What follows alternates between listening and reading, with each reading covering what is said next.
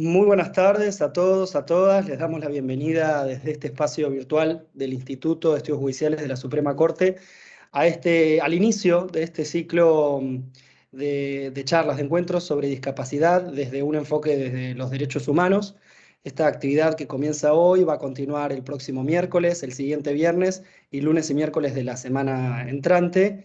Se ha organizado por el Instituto de Estudios Judiciales de la Suprema Corte, juntamente con el Colegio de Magistrados de la Provincia de Buenos Aires, dando conformidad a la resolución 731 de 2010 de la Suprema Corte. Simplemente recordarles que el enlace de acceso para este y los siguientes encuentros va a ser siempre el mismo, en el mismo horario de las 15 horas. Y ahora cederle la palabra a la doctora Adriana Di Pierro, quien coordina este ciclo. Adriana está a cargo de la Defensoría Especializada en Salud Mental del Departamento Judicial de Quilmes y es representante de la Comisión de Personas en Situación de Discapacidad del Colegio de Magistrados y Funcionarios de Quilmes. Adriana. Hola, buenas tardes. Bueno, me sumo a la bienvenida. Este ciclo de charlas está pensado de tal manera de que distintos integrantes del Poder Judicial de Provincia de Buenos Aires nos aporten su mirada, su visión. Hoy me toca presentar a una amiga. Todo lo que diga de ella es poco. Simplemente les voy a contar que ella es curadora oficial, con un título horrible, curadora oficial de alienados, así que Lore después nos va a contar un poquito este cambio de título que nosotros queremos emprender a partir de la comisión provincial. Tanto Lorena como yo integramos la comisión provincial de discapacidad del Colegio de Magistrados de Provincia de Buenos Aires. Y una de las metas que tenemos dentro de la comisión es adaptar el término.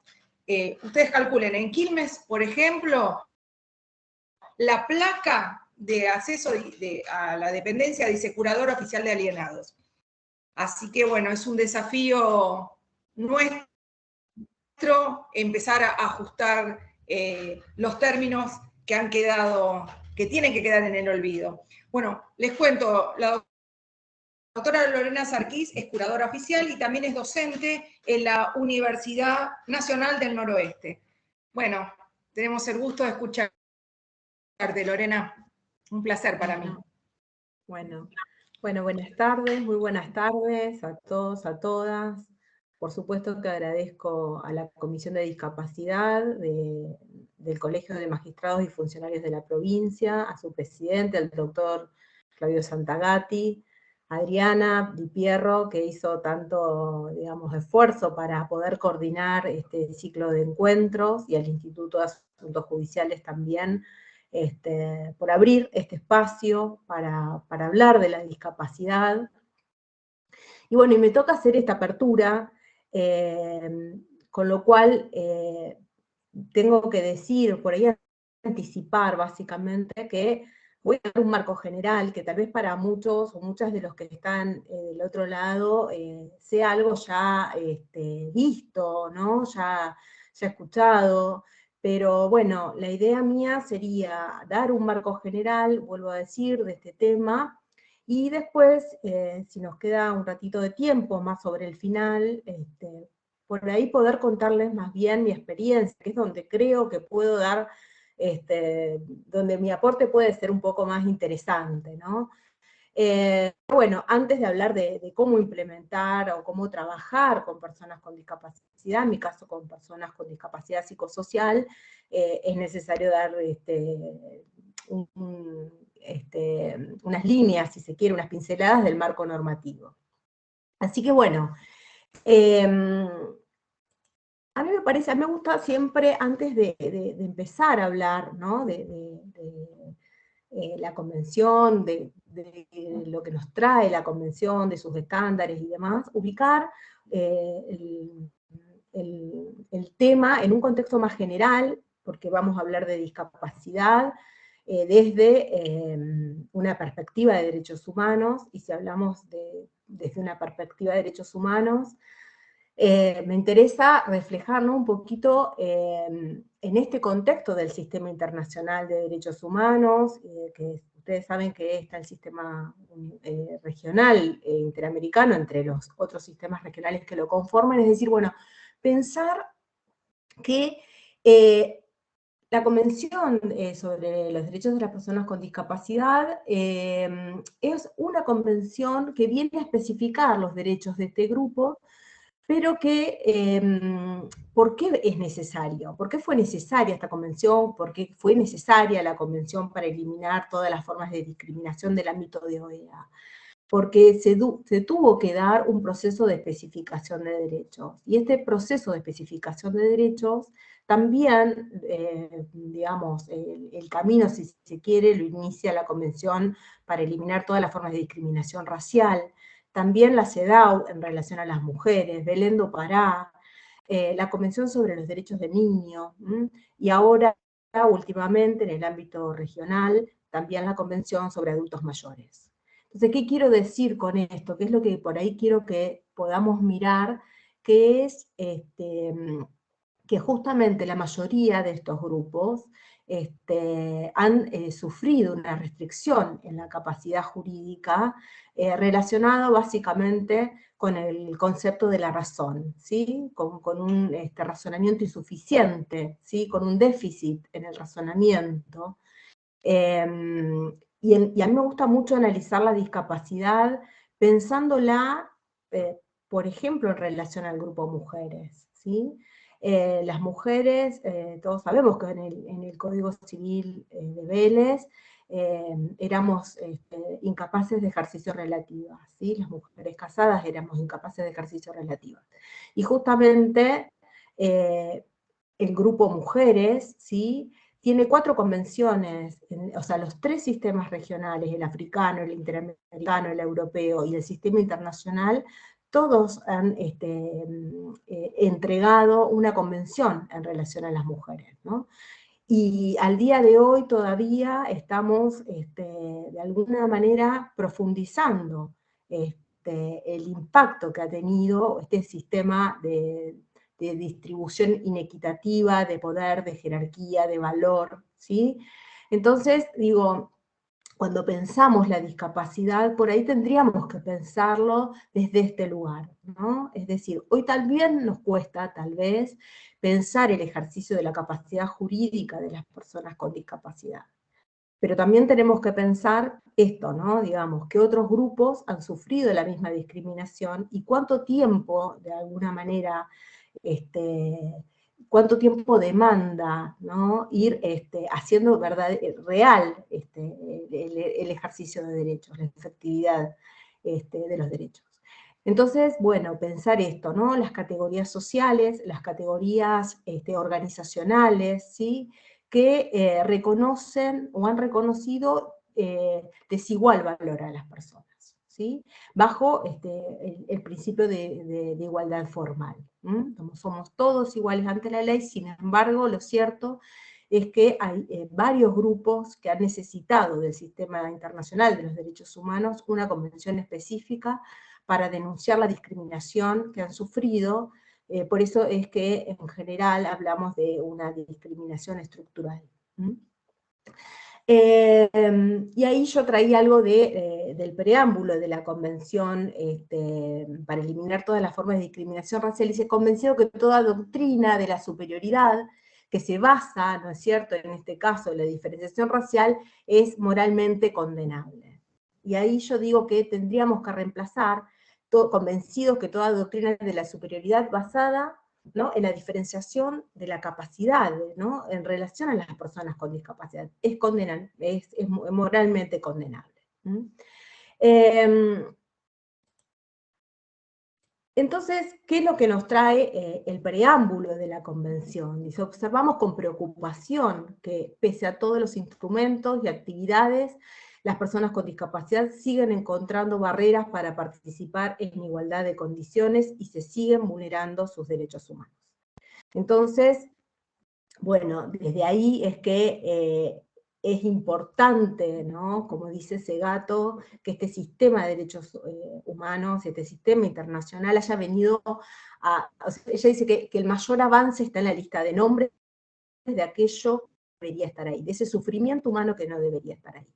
Entonces, estos tratados, entre los cuales están los que vamos a hablar hoy, las dos convenciones específicas relativas a la discapacidad, vienen a justamente poner nombre al sufrimiento de las personas con discapacidad, un sufrimiento generado básicamente por las barreras sociales, que es lo que concretamente plantean las convenciones.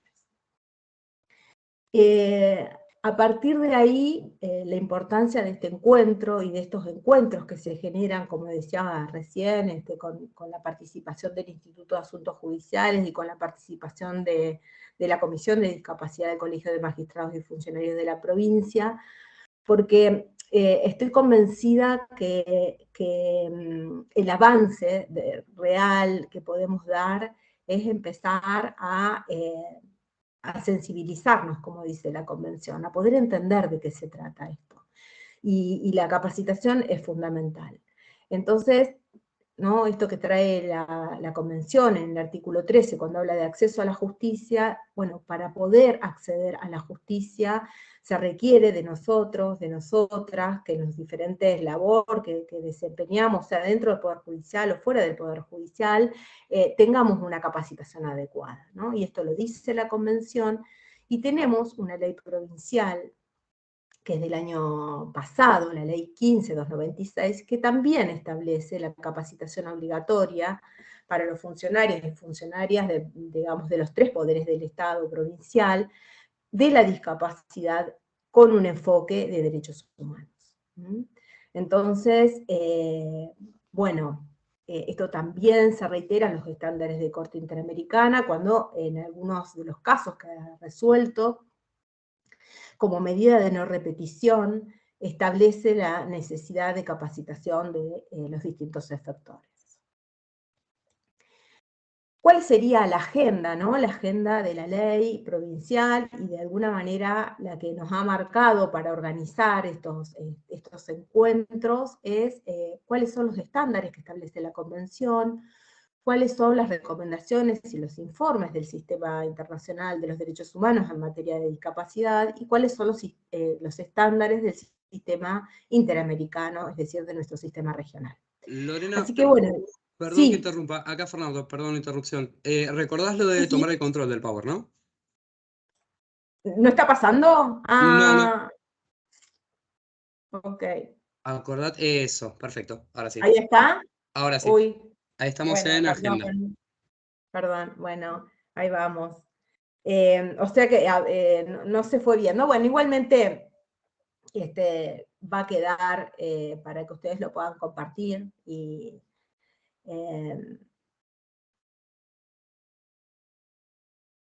avanzo, si les parece. Entonces, bueno, estos son los temas de agenda, ¿no? que yo les comentaba, y voy a tomar el primero, que son los estándares establecidos en la Convención sobre los derechos de las personas con discapacidad, pero bueno, marcar que tenemos 2 convenciones específicas.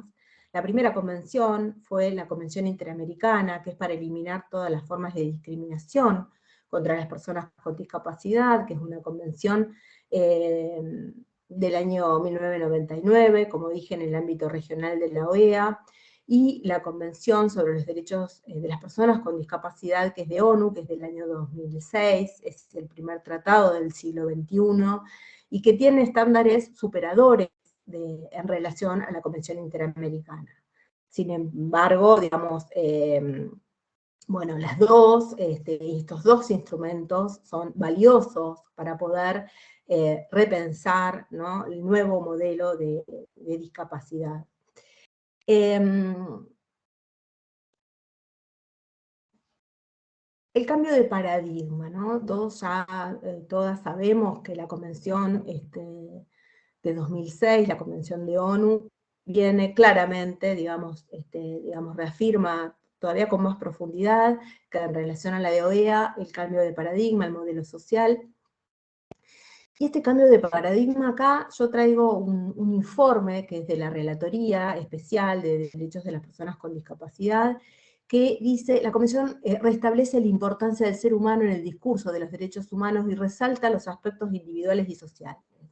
Esto es muy sencillo, es una frase muy sencilla, tal vez no nos dice nada que nos sorprenda demasiado, pero yo creo, sin embargo, que es el centro de la cuestión, ¿no? Traer al ser humano nuevamente adelante. ¿Y por qué? Porque, bueno, justamente las personas con discapacidad, esto lo ha estudiado muchísimo Agustina Palacios y ha profundizado y sigue profundizando el estudio de los modelos de discapacidad.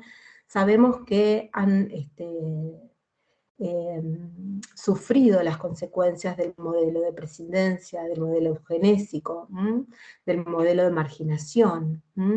Entonces, esta cuestión tan simple, ¿no? Restablecer la importancia del ser humano. Esto es lo que nos trae el sistema internacional, básicamente, es como el principal objetivo.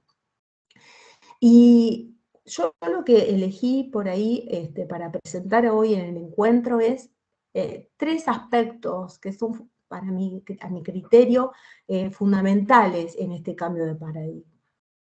Por un lado, la transición del modelo médico al modelo social, basado en los derechos humanos, la transición del modelo de igualdad formal a un modelo de igualdad sustantiva, y la transición del modelo de adopción de decisiones sustitutiva a un modelo de adopción de decisiones con apoyo. Entonces, la idea sería desarrollar estos 3 aspectos y vuelvo, ¿no?, sobre el final, por ahí, contarles un poco más en relación al ejercicio de apoyos desde el sistema de curaduría. Acá Patricia Broña trae algo que para mí es muy importante, ¿no? Porque todos hablamos de este cambio de paradigma, de alguna manera ya tenemos alguna idea de cuáles son los principales cambios que nos trae. Sin embargo, tenemos que saber, como ella dice, que siempre hay se participa de un juego de pujas y disputas, donde los diferentes actores, actoras, tratamos de instalar, ¿no es cierto?, o de imponer una manera particular de representar el aspecto social, ¿sí? Y que este paradigma actual se suma a otras visiones, ¿no?, que son la visión de exterminio, de caridad, de represión, la visión médica reparadora, la visión asistencialista reparadora. Es decir, que este modelo que traen las convenciones, pero especialmente, como decíamos, la Convención de ONU, no es que viene a instalarse en el 2006, ¿sí? Sino que justamente depende en gran parte de todos nosotros, de nosotras, ¿sí?, que este modelo social se arraigue, ¿no?, en la realidad. Tenemos un corpus normativo sumamente avanzado, ¿sí? Ahora me voy un poco a Velázquez Rodríguez, cuando la Corte Interamericana llamaba a la reflexión no solo del corpus normativo, sino del estándar de las prácticas, ¿no? Es decir, y ahí es donde nos empezamos a interpelar. ¿Cuánto digamos, de estas estándares que se fijan podemos, o debemos, porque es un deber, es una obligación, ¿sí?, empezar a llevar adelante nuestras prácticas?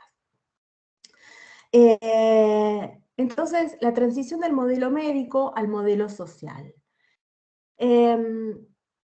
¿Qué es esta cuestión, no? Digamos, ¿por qué abandonar el modelo médico? Porque el modelo médico tiene, digamos, depende, por ejemplo, si nosotros referimos a la doctrina autoral, por ejemplo, como mencionaba Agustina Palacios, ella habla del modelo médico rehabilitador. Muchas veces el Comité de los Derechos de las Personas con Discapacidad habla del modelo médico de caridad, o el modelo médico asistencialista. La Relatoría de Derechos de la Salud, ¿sí?, alude básicamente al modelo biomédico, El punto está en que en este modelo, más allá de la denominación, ¿sí?, que utilicemos, el punto central es que el diagnóstico, y en términos de la convención, el déficit, ¿sí?, es lo más importante. Entonces, el diagnóstico médico es el que nos define la discapacidad. Y toda nuestra mirada está dirigida al diagnóstico. Y digo, ¿no?, esto, por ejemplo, para pensar los informes interdisciplinarios del día de hoy, ¿no?, que ya estamos trabajando con el modelo social, que tiene recepción en el Código Civil y Comercial, ¿cuánto peso tiene el diagnóstico? Y cuánto más peso que las barreras sociales con las que se encuentran las personas con discapacidad para ejercer derechos.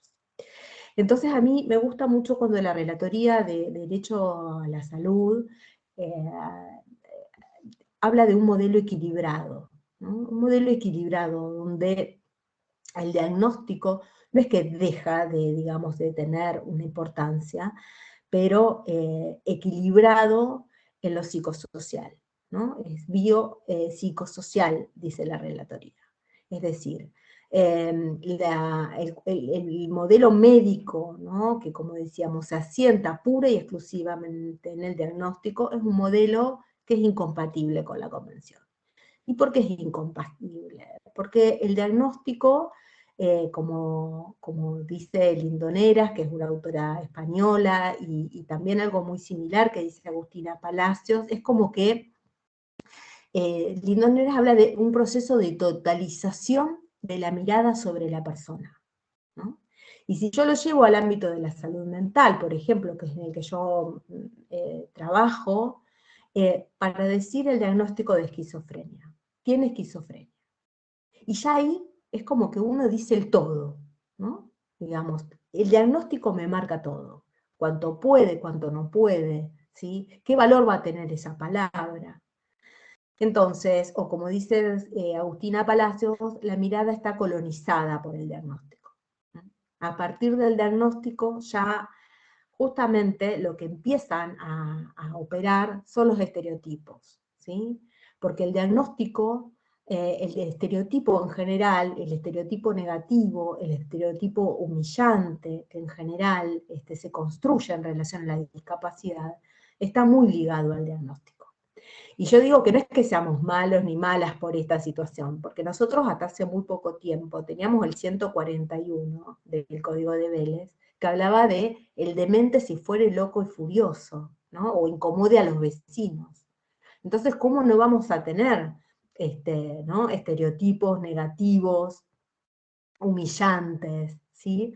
Si de alguna manera ese fue el lenguaje con el que, digamos, se reflejaba la situación de personas con discapacidad psicosocial en el Código Civil y Comercial, ¿no?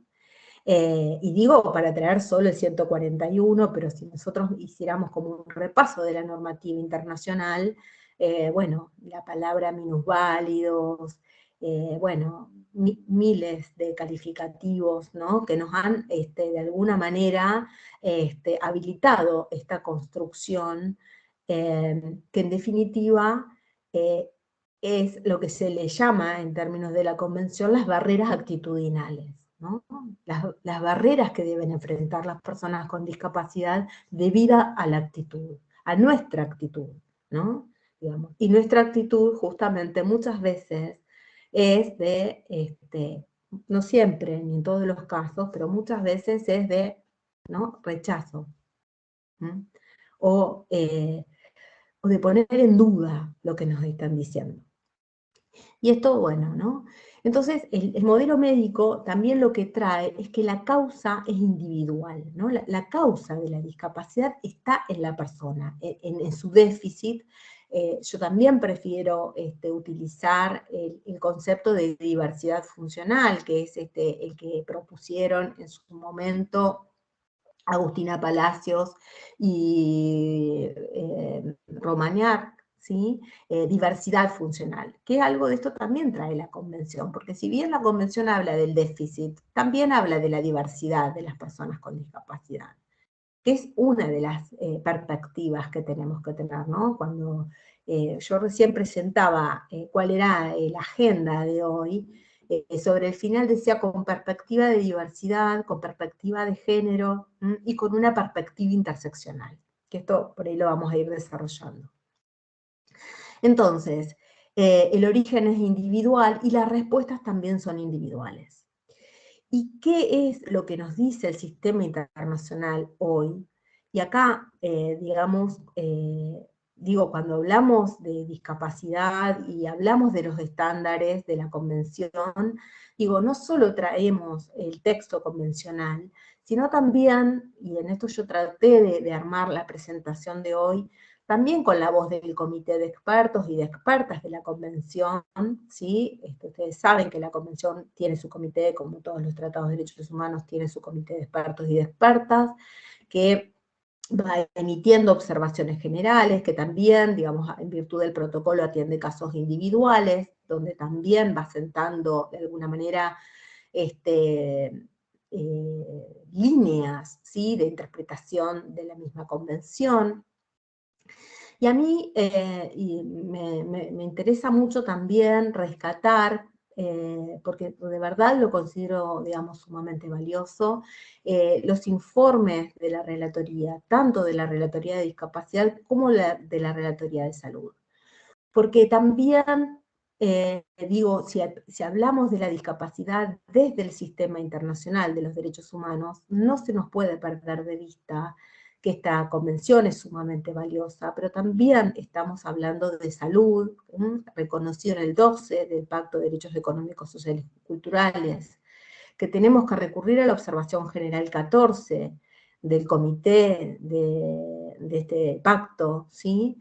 Y también recoger la voz de este comité y también la de la Relatoría de Salud, porque cuando pensamos, digamos, desde el modelo médico, mucho de lo que, digamos, está dicho por esta relatoría, ¿no? Entonces, este modelo médico no reconoce a la persona con discapacidad como sujetos de derechos, como titulares de derechos. Las personas quedan reducidas en su deficiencia, y esta deficiencia es el motivo legítimo y suficiente para restringir derechos.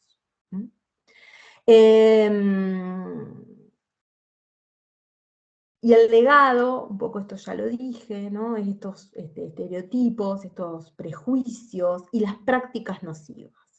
Acá yo creo que, digamos, el Comité de Derecho a la Discapacidad no se ha expedido en relación a las prácticas nocivas, hay así como algunas pinceladas en algunas observaciones, pero digo,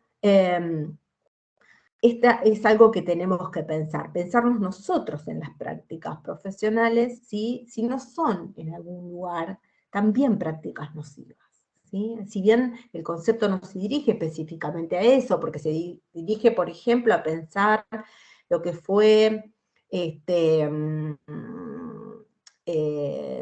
la privación de los derechos sexuales y reproductivos de las mujeres con discapacidad, por ejemplo, la ligadura de trompas que recién se reformó el año pasado, ¿sí? Y que bastaba esta práctica, la sola autorización de su curador y su presentación judicial. Bueno, digo, esas son las prácticas nocivas que pensó el comité, pero a mí me gusta también pensarlo en nuestros niveles de intervención.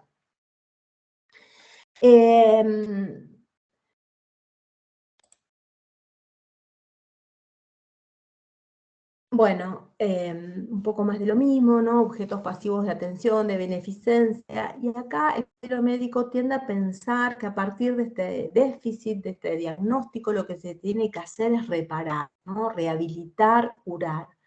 Y acá estamos con estos, digamos, el estándar de persona normal, ¿no? Acá en la normal, el binario, ¿no? Así como es, ¿no? El que es capaz y el que no lo es, el que es sano y el que es insano, ¿no? Entonces, desde esta concepción, el modelo médico es un modelo que está unánimemente rechazado por el sistema internacional de los derechos humanos. Y acá yo traje solo dos de los mensajes que se dan diciendo que es incompatible. En un lado lo dice el comité en la observación general 6, cuando dice que le preocupa que las leyes y las políticas del Estado sigan considerando la discapacidad desde la perspectiva médico de beneficencia, a pesar de que estos modelos son incompatibles con la Convención, ¿sí? El uso persistente de este paradigma impide reconocer a estas personas como sujetos de derecho y titulares de derecho, y observa que los esfuerzos realizados por el Estado para superar las barreras actitudinales aún son insuficientes. Y por otro lado, también la Relatoría Especial de Derechos de las Personas con Discapacidad también habla de que el enfoque asistencialista médico debe ser, digamos, replanteado y, digamos, modificado por una perspectiva de derechos humanos.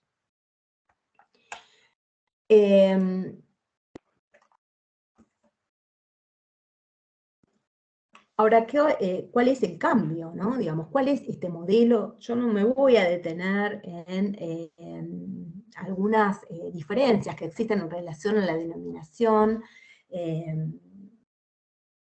y más las últimas voces, ¿no? Que plantean que el modelo es un modelo de derechos humanos, no es un modelo social. Bueno, la verdad es que no me voy a detener en este punto. Sí, por ahí decir que el modelo social que recepta la Convención es un modelo que se basa en los derechos humanos, ¿sí? Y no solo porque esté en el cuerpo normativo, sino porque se inspira en los valores de los derechos humanos, se inspira en el respeto a la dignidad de las personas con discapacidad, en el respeto de su autonomía, en el respeto de su capacidad como agente moral de tomar decisiones, ¿sí? Entonces, este modelo, modelo social, de discapacidad, que se basa o que tiene un enfoque de derechos humanos, es un modelo que reconoce que la discapacidad es una construcción social. Es una construcción social, es decir, ¿qué entendemos por discapacidad? ¿Quiénes son las personas con discapacidad? ¿Qué tratamiento le debemos dar a las personas con discapacidad? Varía, ¿no?, de acuerdo a la época histórica y al lugar donde nos encontramos, ¿sí? Por ejemplo, si nosotros analizáramos el manual de psiquiatría, el DSM-5, veríamos que en algún momento las personas homosexuales han sido, digamos, calificadas como personas con diagnósticos mentales documentados en el manual de psiquiatría. Sin embargo, hoy, afortunadamente,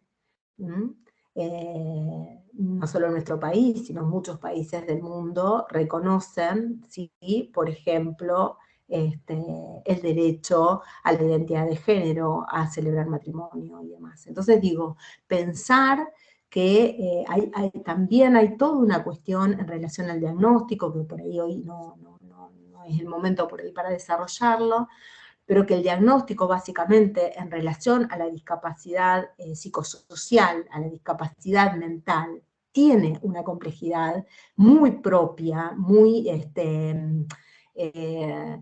digamos, sí, muy propia de este tipo de discapacidad, ¿sí? Porque la discapacidad, en la discapacidad psicosocial, se basa en lo que se le llama la ausencia del cuerpo físico, ¿sí? La complejidad del diagnóstico en materia digamos, de salud mental tiene la particularidad de que hay una ausencia de cuerpo físico, ¿sí?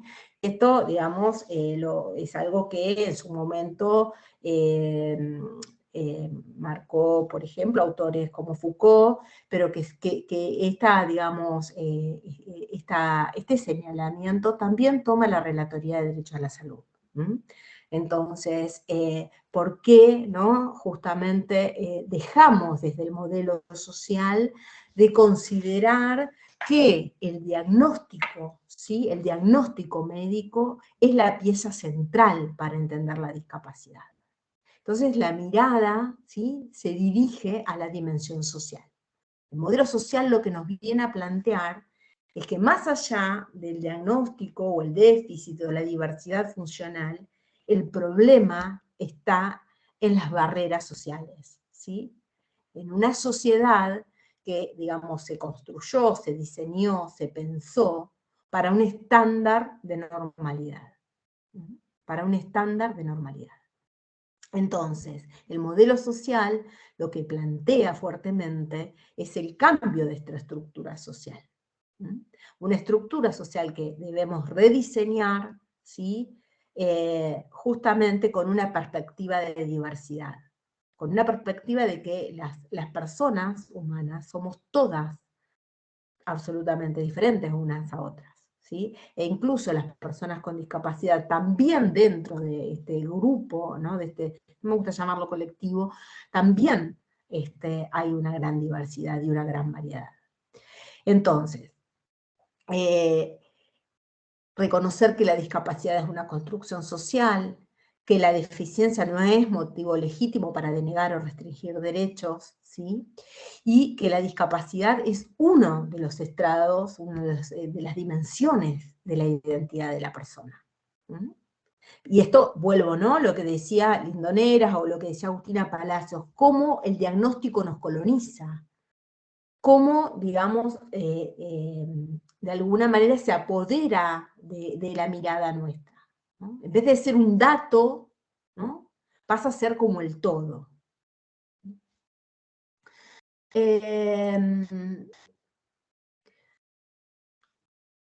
Patricia Brogna es una argentina que vive en México y que trabaja mucho el tema de discapacidad y que es una autora que desarrolla estas 3 dimensiones de la discapacidad, y que después, digamos, recoge muchos otros autores.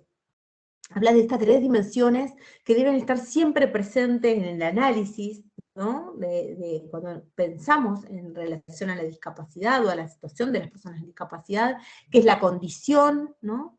La condición es la dimensión personal, esto que veníamos diciendo recién, el diagnóstico, el déficit, la diversidad funcional, ese segmento individual, la situación de discapacidad, que es lo interrelacional, que es la interacción, digamos, de esa persona con ese diagnóstico, con las barreras sociales, con las barreras actitudinales, con las barreras legales, ¿sí?, con las que se encuentra. Entonces, la situación de discapacidad es justamente esto, ¿no?, la interrelación de lo individual con las barreras.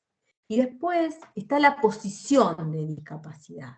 Y la posición es justamente, ¿no?, esta dimensión estructural. Y la dimensión estructural está dada por, digamos, cómo concebimos porque hemos sido socializados, todos y todas nosotros, ¿no?, desde una concepción que las personas con discapacidad son personas menos válidas, que no tienen la capacidad suficiente para. Por eso muchas veces las intervenciones son paternalistas o son asistencialistas. Entonces esa posición de discapacidad es estructural, ¿no? Es cuando decimos, están en situación de vulnerabilidad estructural, pero ¿son per se vulnerables? Es la pregunta, o si han sido históricamente vulneradas, ¿no? Digamos, históricamente vulneradas porque les ha sido negada su condición de sujeto titular de derechos.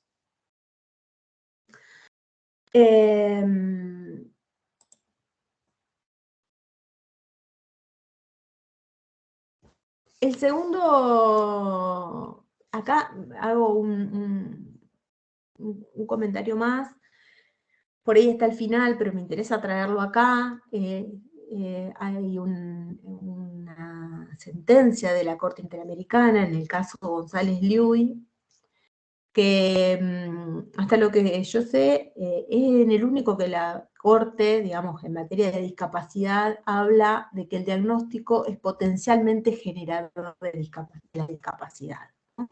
González Llull era una niña con HIV, que no podía acceder al sistema educativo, en la intersección, ¿no? Esto de la perspectiva internacional, interseccional, ahí encontramos, ¿no?, la discapacidad, la condición de mujer, la condición de niña, ¿no?, la intersección, la discriminación interseccional, que nos hace mirar a la persona, digamos, atravesada por múltiples factores de opresión. Que todos esos factores, digamos, de alguna manera producen una discriminación diferente. No es lo mismo la discriminación solo por el hecho de ser mujer, que en el caso, ¿no?, digamos, por ser una mujer, niña, una niña con discapacidad. Entonces, ahí vemos la intersección, digamos, esa opresión más profunda, justamente, que provoca la intersección de todos estos factores. Y este mensaje de la Corte, que para mí es muy interesante, porque habla del diagnóstico como potencialmente generador de la discapacidad. ¿Y por qué es potencialmente generador? Porque si el diagnóstico no se encuentra con la barrera, ¿sí?, no estaría la discapacidad.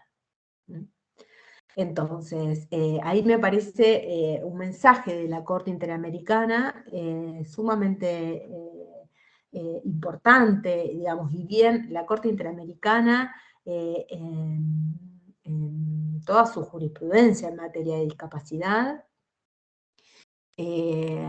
salvo en el caso de Brasil, pero bueno, siempre ha hablado del modelo social, ¿no? Esta cuestión de que el sistema regional también interactúa, se comunica, ¿no?, con el sistema internacional, porque sabemos que la Convención de Discapacidad del 2006 de ONU, digamos, no pertenece a nuestro sistema regional. Sin embargo, cada vez que la Corte Interamericana se tiene que expedir en relación a una persona en situación de discapacidad, justamente incorpora a la Convención de ONU, incorpora a la Convención de OEA, pero incorpora a la Convención de ONU y ratifica, ¿no?, que adhiere a este modelo social de discapacidad.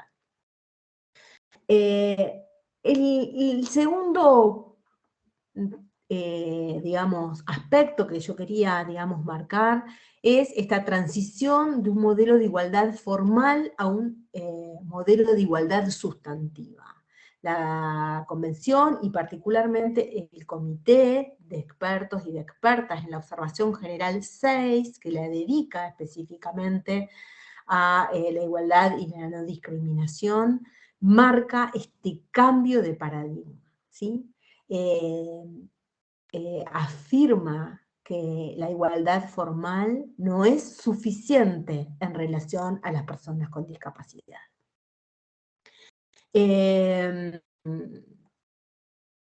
Algo digamos, para destacar, si se quiere, del texto convencional, que más allá de que hay artículos específicos, ¿no?, como el 2, donde incluye dentro del catálogo de definiciones que da la discriminación por motivos de discapacidad, que dice que es toda distinción, exclusión o restricción por motivos de discapacidad que tenga el propósito o el efecto de obstaculizar o dejar sin efecto el reconocimiento o goce de derechos. Fíjense que acá hay un dato que es muy, digamos, importante, que es la discriminación por motivos de discapacidad no necesariamente se da cuando yo tengo la intención de discriminar, el propósito, sino cuando, pese a no tener ese propósito, provoca el efecto, termina siendo la discriminación.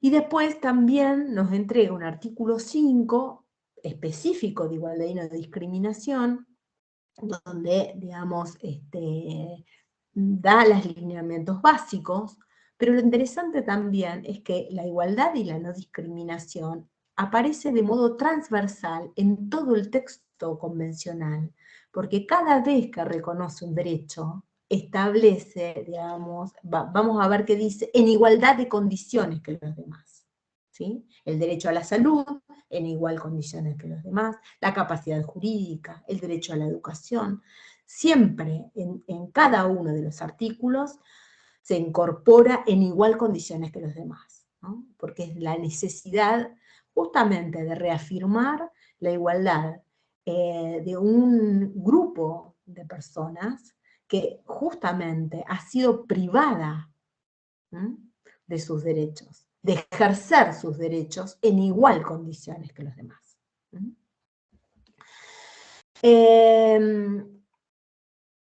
Entonces, decía que más allá de esta, digamos, del texto convencional, del 2, del 5, y de que de modo transversal siempre se especifica el principio de igualdad y no discriminación, el comité entrega la observación general 6.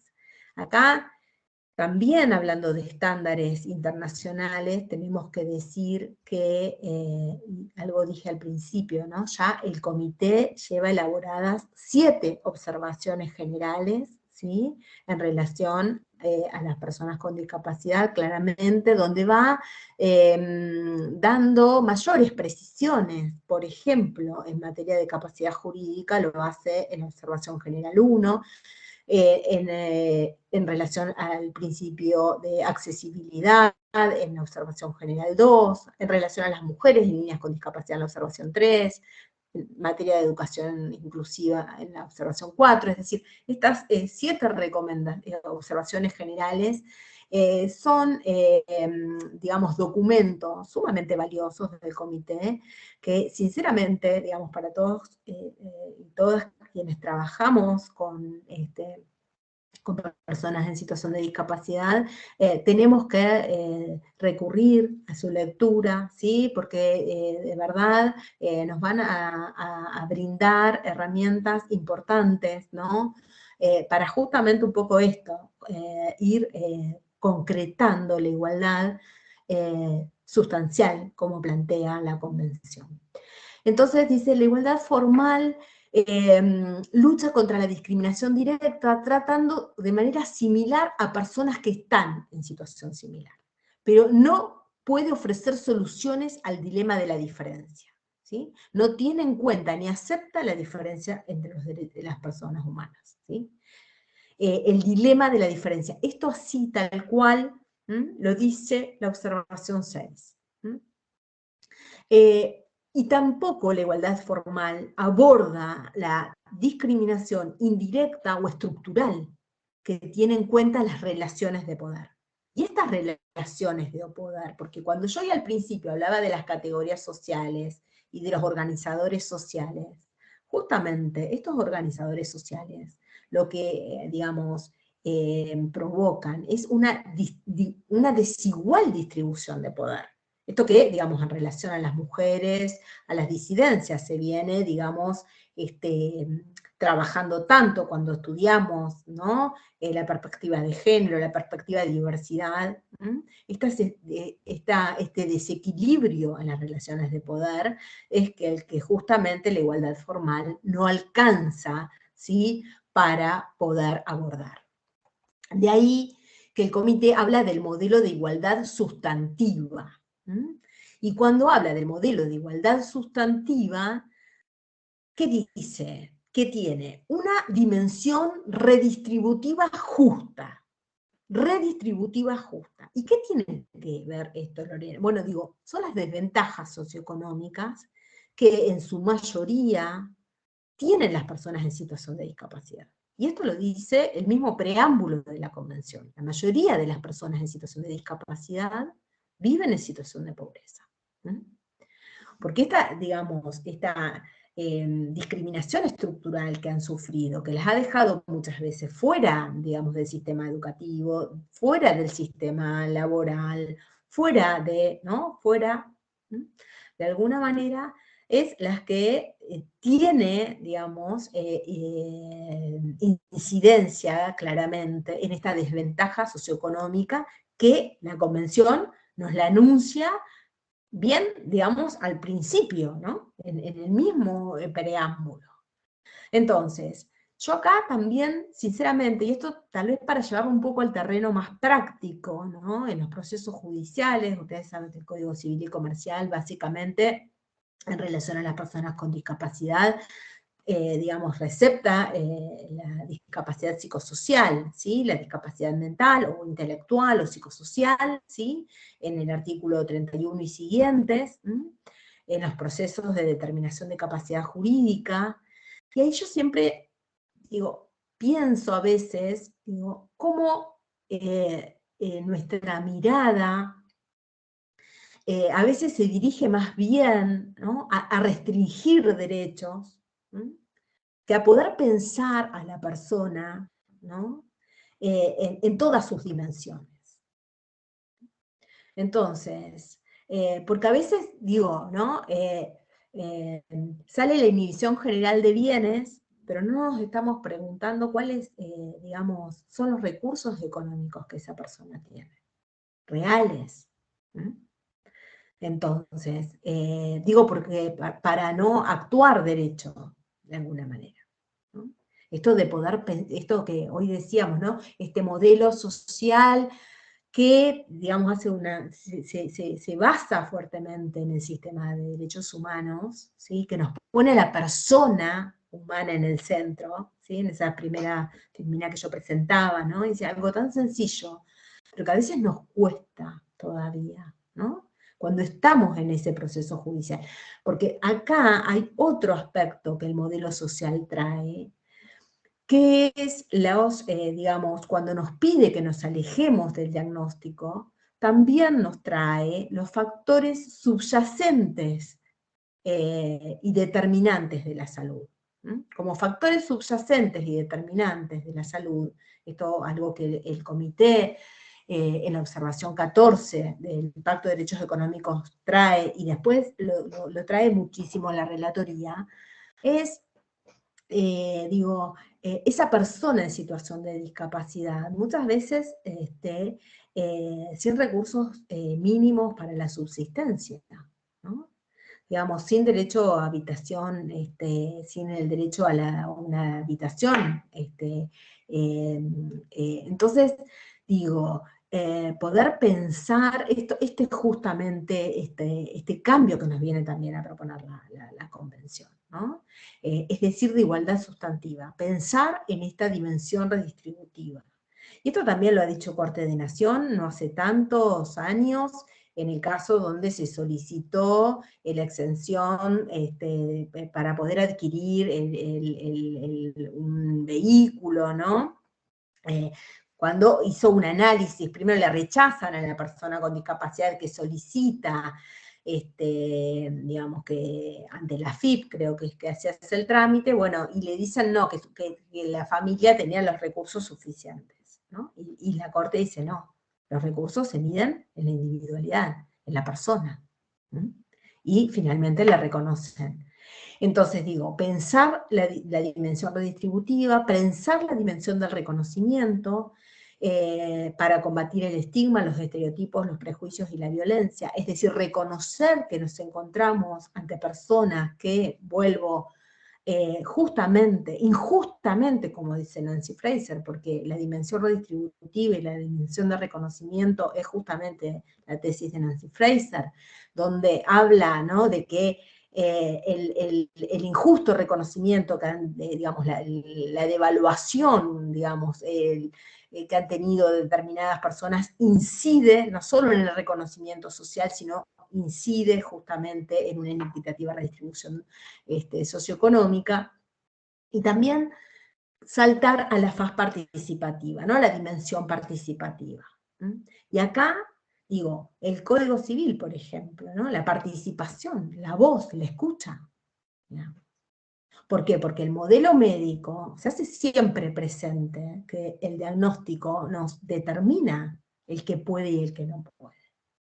Entonces, llega, digamos, a que la persona muchas veces, justamente la palabra no tiene valor. Es una palabra infravalorada muchas veces, ¿sí? lo que le llama la injusticia epistémica, Miranda Fricker. Es decir, y esto también lo dice muchas veces el comité, porque en realidad este trato, digamos, tan histórico, ¿no?, de falta de reconocimiento, también impacta en la constitución de la subjetividad de esa persona, en una identidad, ¿sí?, en tal vez en cómo manifestar, ¿sí?, cómo poder expresar sus deseos, voluntad y preferencias. Y también en qué lugar que le damos, porque ya en el plano normativo ya está dicho, lo dice la Convención y el Código Civil y Comercial lo dice en reiteradas oportunidades, ¿sí? Pero muchas veces uno se encuentra en el ámbito de la audiencia y nos dirigimos a la persona que la acompaña, ¿sí? O le hablamos, digamos, a veces, así como infantilizando la cuestión, ¿sí? Y esto, digamos, tiene que ver justamente con este modelo médico que siempre está ahí latente. Y la dimensión de los ajustes, ¿sí? El comité habla de la dimensión de los ajustes, que es lo que yo ahora voy a referir en un ratito. Entonces, acá hay que tratar de corregir las desventajas, hay que tratar de contrarrestar los prejuicios, los estigmas, los estereotipos, la humillación, hay que ampliar la voz y la participación, ¿sí? Y hay que hacer los ajustes, ¿sí?, para proponer este cambio estructural.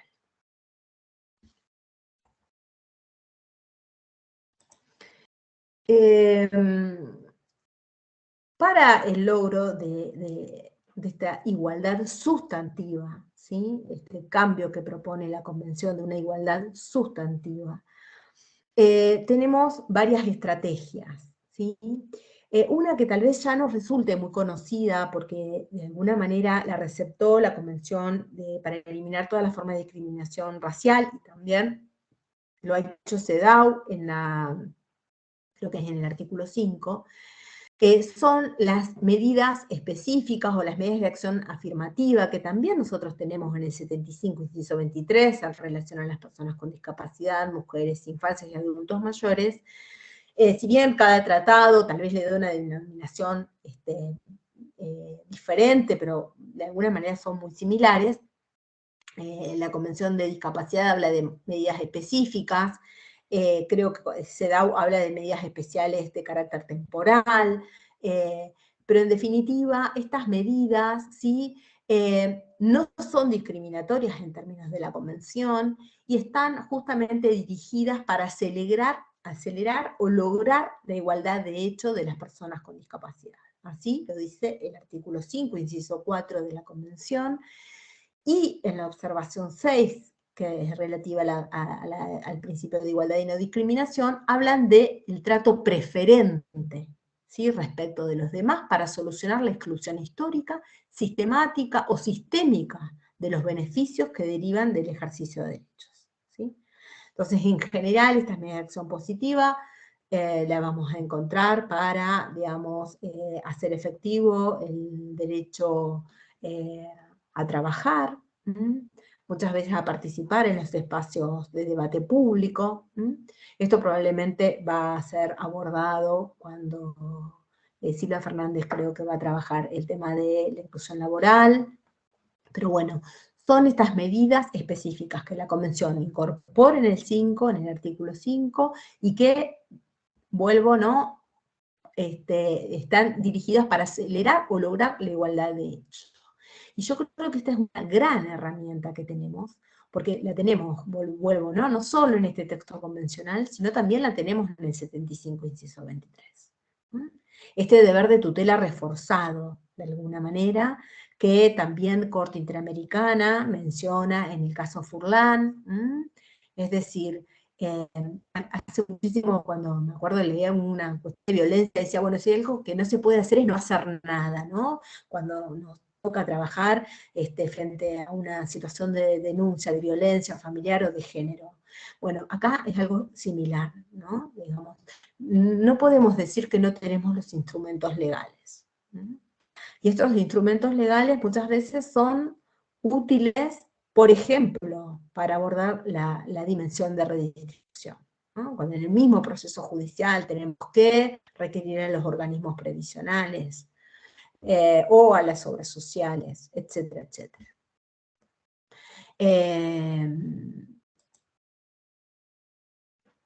Las estrategias que plantea la Convención para lograr la igualdad sustantiva, es decir, porque en definitiva el objetivo es, digamos, la accesibilidad universal, ¿no? Esa sería como la gran estrategia, ¿no? El acceso universal a determinados bienes, servicios o productos. Pero las estrategias que nos da la Convención son, digamos, complementarias, que son el diseño universal, los ajustes razonables y los apoyos. Y los apoyos los podemos dividir para el ejercicio de la capacidad jurídica, que son en general los que recepta el Código Civil y Comercial, y para la vida independiente y ser incluidos en la comunidad.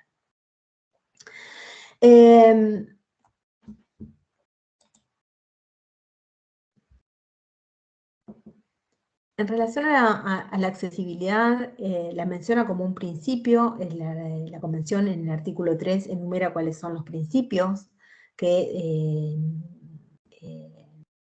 cuáles son los principios generales de esta Convención, la dignidad, la igualdad, la no discriminación, y menciona en el inciso F la accesibilidad al entorno físico, social, económico, a la salud, a la educación, a la información, y en realidad acá es importante, en el libro de discapacidad, situaciones de discapacidad y derechos humanos que publicaron no hace tanto tiempo Agustina Palacios, Silvia Fernández y Graciela Iglesias, habla de la accesibilidad como una dimensión del derecho, ¿no? del derecho específico, es decir, ¿cómo poder acceder al derecho a la salud si yo no puedo acceder a la información? ¿Cómo puedo acceder a la justicia? ¿No? Digo, si yo no puedo comprender esa sentencia que está escrita para publicar digamos, en un editorial, pero que la persona no alcanza a entender a partir de esa sentencia que cambia su vida, ¿no? ¿Con quién tiene que empezar a tomar las decisiones? ¿Acompañado de quién? ¿Para qué? ¿Cuáles decisiones? ¿Cuáles no? Entonces, la accesibilidad básicamente es justamente la importancia de reconocer la necesidad de acceder, ¿no?, al entorno físico, social, económico, cultural, pero también, ¿no?, fundamentalmente también a la información, a las comunicaciones, para poder ejercer los derechos, ¿sí? Entonces, la accesibilidad es una obligación de carácter general. Ahora, en las estrategias particulares o en las estrategias complementarias nos encontramos con el diseño universal y con los ajustes razonables.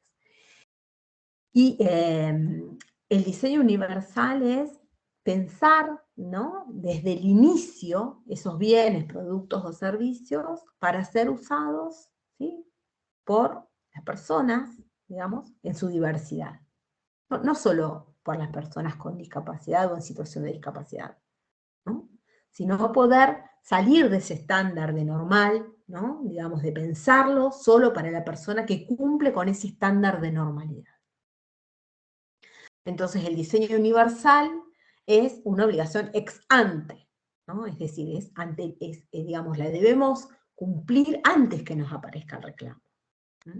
Es esto que se habla de diseño para todos, o un diseño sin barreras, es decir, pensar desde el origen, ¿no?, en un diseño que pueda atender a la diversidad de personas. Ahora, el ajuste razonable es individual, en el caso concreto, ¿sí? Es una obligación ex nunc, es decir, esa obligación aparece a partir de que la persona la reclama, y está limitada, ¿sí?, a la carga desproporcionada o indebida. Es decir, el ajuste razonable son las modificaciones o las adaptaciones necesarias y adecuadas que esa persona necesita para poder acceder, ¿sí? Ahora, tiene este límite que es la carga desproporcionada o indebida.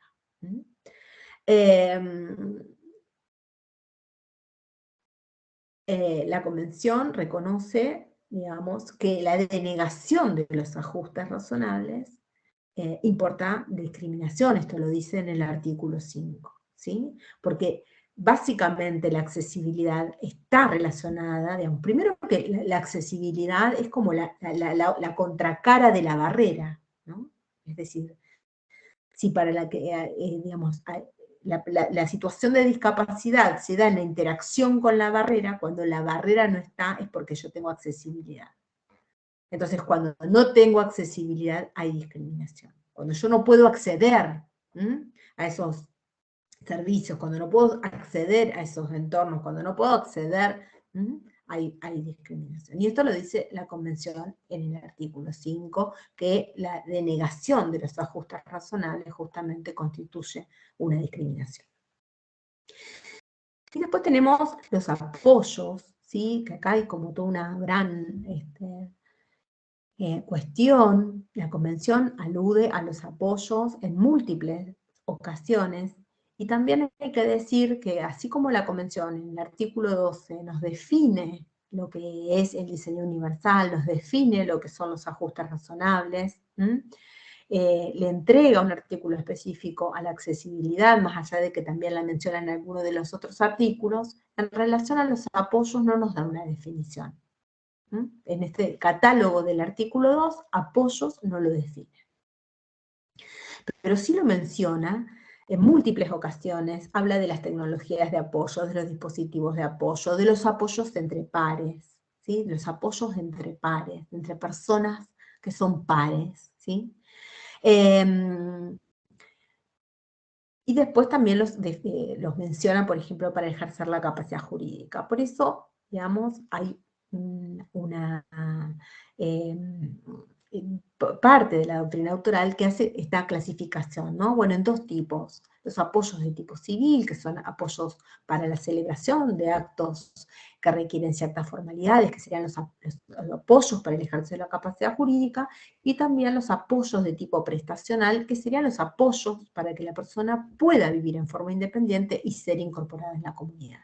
Y muchas veces estos apoyos tienen que ver con la comunicación, con los dispositivos para la comunicación, para la movilidad, la asistencia personal, algo que se está trabajando, la ley de asistencia personal que se está trabajando, por ejemplo, en el ámbito de la provincia.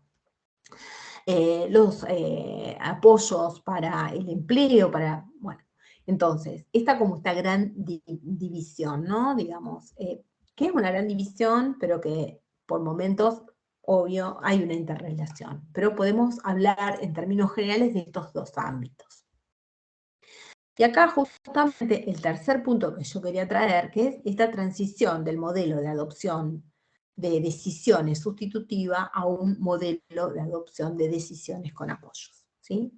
Y ahí está esto que Adriana decía, de mi cargo, de ser curadora, de que la Comisión de Discapacidad del Colegio de Magistrados y Funcionarios Provincial está trabajando en poder hacer una propuesta de modificación, porque ciertamente el curador, la curadora, bueno, ni hablar de, digamos, la denominación de alienados, que todos los que, digamos, del sistema de curadurías, en las resoluciones, digamos, posteriores se ha eliminado el alienados, pero en definitiva en el origen existe, ¿no? Digamos, lo hemos sacado de los sellos, ninguno nos presentamos como curador o curadora de alienados, pero bueno, es la denominación original, ¿sí? Y aún el término curador, curadora, viene justamente de este modelo de adopción de decisiones sustitutivas, ¿sí?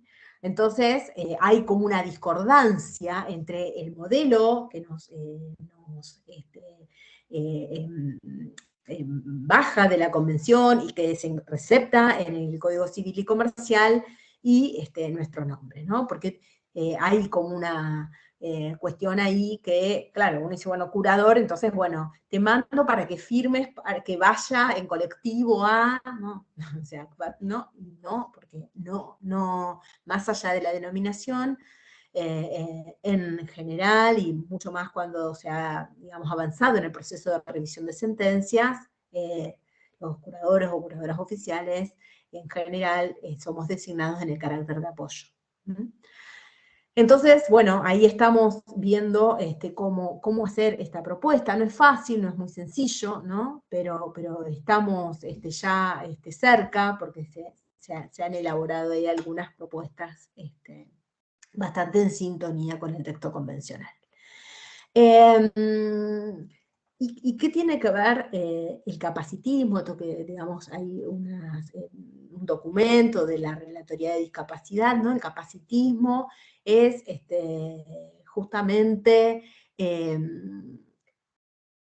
dice que los estados deben examinar de manera holística la legislación para asegurarse que el derecho a la capacidad jurídica de las personas con discapacidad no esté limitado de distinto modo a las demás. El capacitismo es, ¿no? Es decir, bueno, esta denegación de ejercicio de derechos por parte de las personas en situación de discapacidad, justamente porque, digamos, digamos, el elemento del razonamiento, ¿no?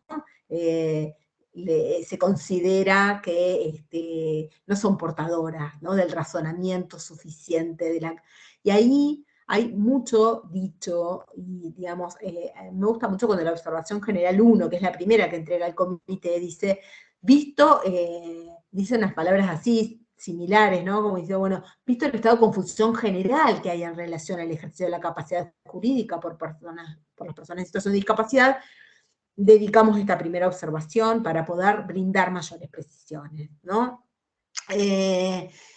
Y bueno, los apoyos para la capacidad jurídica surgen, esto, digamos, del artículo 12 de la Convención, ¿no?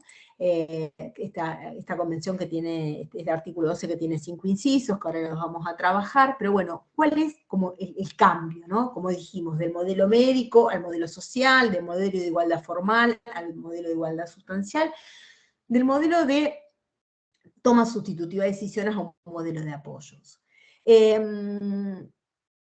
Bueno, si estamos justamente, ¿no? Digamos, en un modelo de discapacidad que se basa en los derechos humanos, ¿sí? Y que respeta la dignidad inherente a esa persona, y en el concepto de dignidad está la capacidad de ser agente moral, digamos, de poder tomar decisiones, de poder expresar sus decisiones.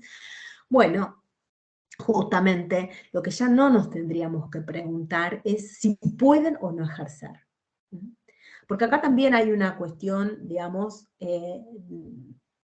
entre el texto convencional y tal cual como quedan receptados los apoyos en el texto del Código Civil y Comercial, que en el 32 infine admite la modalidad de representación. Pero en el texto convencional, es decir, la capacidad jurídica no puede denegarse. Lo que sí tenemos que saber es qué necesita para ejercer la capacidad jurídica, para qué actos requiere, digamos, de los apoyos precisamente para poder ejercer la capacidad jurídica. Entonces, pasamos de este modelo al otro, y en este modelo de toma de decisiones asistido, ¿sí? con un sistema de apoyos, y marco el punto ahí, es un sistema de apoyos. Y acá también hay algo que nos cuesta, porque claro, venimos del modelo del curador, de la curadora, unipersonal, ¿no? Entonces pensar en un sistema a veces se nos hace como un poco difícil. Pero es un sistema de apoyo que pueden ser una persona o más instituciones u organismos públicos o privados, ¿sí? Que conformen ese sistema, que deben, digamos, llevar adelante esa función de apoyos en el marco de lo que la observación dice, que es de los deseos, voluntad y preferencias de la persona. En el marco de los deseos, voluntad, derechos, voluntad y preferencias, ¿sí? Que no debe, esto está textual de la observación, que no debe consistir en decidir por ellas. Y ahí está el punto, ¿no? Del cambio. Y después también lo que nos dice es que el tipo y la intensidad de los apoyos van a variar de acuerdo a la persona. el tipo y la intensidad van a variar, porque también, ¿no?, hay algo, esto de la diversidad dentro de las personas con discapacidad, porque tenemos que salir de esos, digamos, justamente de esas preconcepciones que tenemos, ¿no? Digamos, es la persona, es ese traje a medida que dijo hace ya tanto Encarna Roca en su voto, ¿sí?, en el Tribunal Constitucional Español, ¿no? El traje a medida, es a la medida de esa persona. Entonces ahí justamente los apoyos van a variar, este sistema de apoyos tiene que variar en su tipo y en su intensidad. Pero si hay algo que no puede modificar es que en el sistema de apoyos el paradigma es voluntad y preferencias. Y acá la observación trae algo muy interesante, que es que lo dice expresamente la observación, el interés superior, ¿no? Está, digamos, el 3 de la Convención de Infancia, el 3 de la Convención sobre los Derechos del Niño, ¿no? El interés superior no es una salvaguardia en relación a las personas en situación de discapacidad. Es decir, no podemos emplear el interés superior. Y la verdad es que esto es otro tema, ¿no?, digamos, pero ustedes saben que el sistema internacional es, como dicen, ¿no?, estos son instrumentos vivos, digamos, los comités justamente van brindando mayores especificaciones, y la realidad que el concepto de interés superior en materia de infancias, dicho por la misma voz del Comité de Expertos de la Convención sobre los Derechos del Niño, es un concepto que ha dado lugar a muchas, digamos, ¿cómo decirlo?, decisiones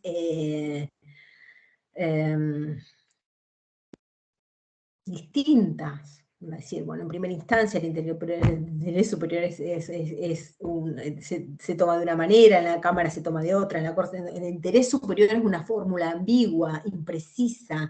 Acá, esta es la palabra, digamos, ha sido utilizada con mucha discrecionalidad por las autoridades de los estados, dice el comité.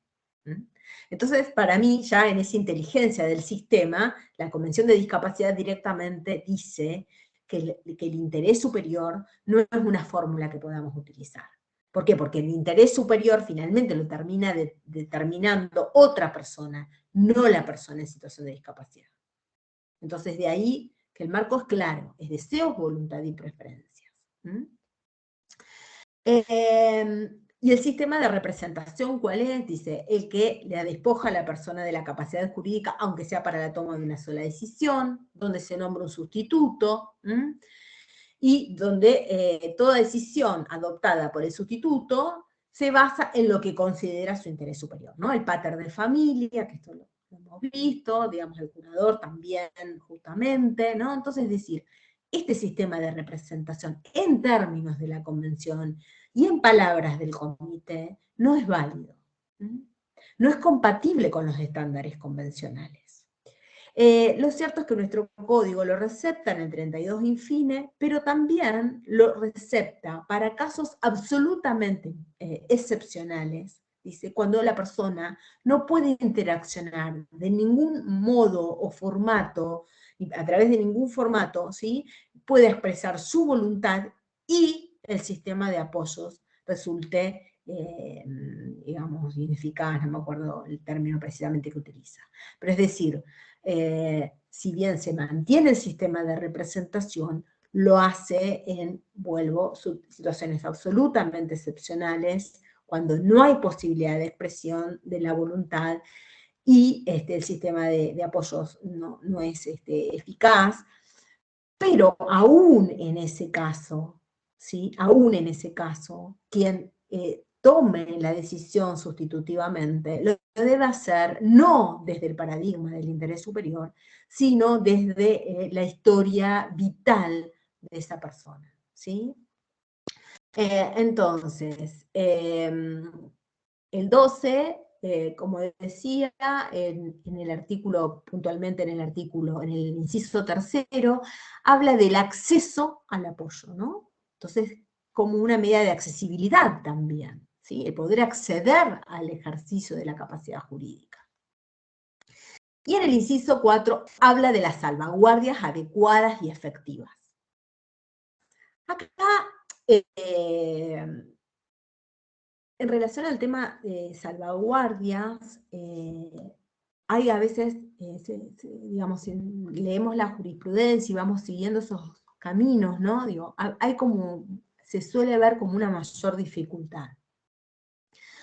Porque la salvaguardia justamente es el mecanismo que establece la Convención para que quienes son designados como apoyos, ¿sí?, ejerzan su función en el marco de los derechos, voluntad y preferencias. Es decir, que quienes son apoyos no actúen en modo sustitución. Entonces, la salvaguardia, ¿sí?, mal, por ejemplo, se puede designar como salvaguardia al mismo apoyo. Y por otra parte, porque por el principio de capacidad jurídica, ¿sí?, los apoyos tienen que, digamos, ejercer su función siempre para los actos puntuales para los cuales son designados.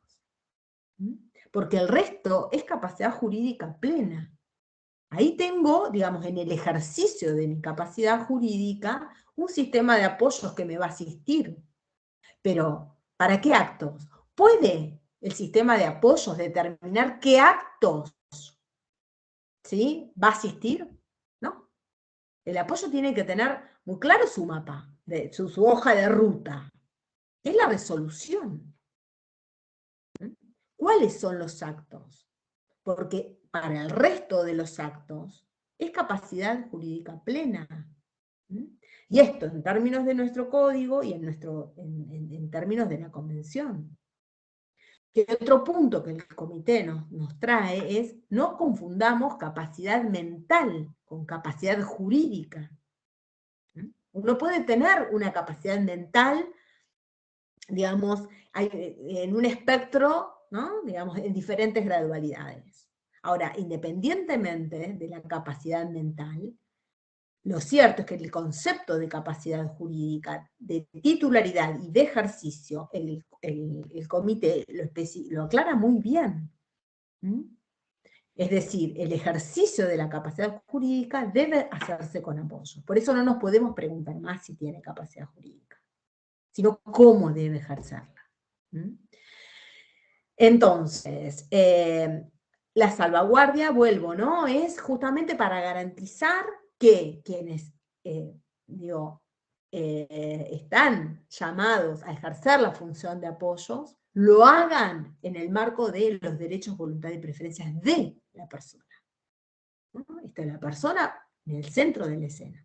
El apoyo también es una figura, de alguna manera, que es un proceso, es una interacción, llamados en principio a aquellas personas que son de confianza, para que me ayuden a tomar las decisiones.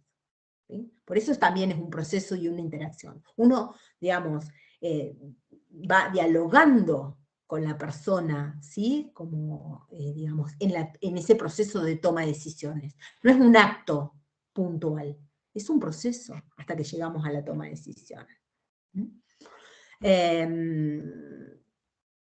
Entonces, las salvaguardias deben proporcionar, dice, protección para el abuso, para los eventuales abusos y para la influencia indebida. Entonces, ¿qué dice el comité? ¿Cuándo habría influencia indebida? Y cuando uno advierte que en la interacción hay señales de temor, de miedo, de agresión, ¿sí? Es decir, por eso a veces digo, ¿no?, el tema de las audiencias del 35 con la persona o con el sistema de apoyos, yo tengo algunas dudas ahí, no solo porque el 35 técnicamente no lo dice, sino porque digo, si esa persona a la cual se le estableció el sistema de apoyo quiere manifestar, digamos, las dificultades que se pueden presentar en el marco de este sistema establecido, estando la persona de apoyo en esa misma audiencia, es difícil que lo pueda hacer.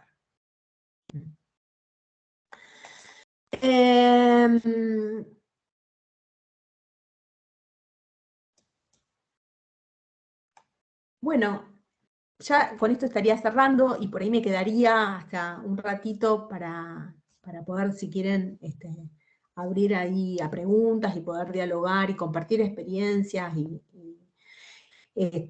Algo ya lo dije, Corte Interamericana viene marcando muy fuertemente este modelo de discapacidad con base en derechos humanos.